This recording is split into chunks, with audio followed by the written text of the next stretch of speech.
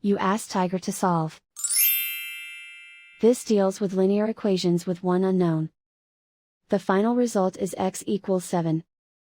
Let's solve it step by step. Group all constants on the right side of the equation. Subtract 6 from both sides. Simplify the arithmetic.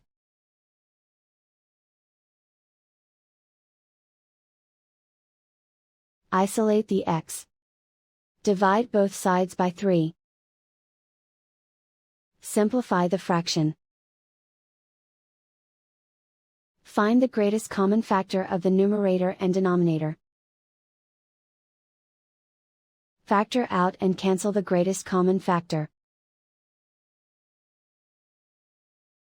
And so the final result is x equals 7.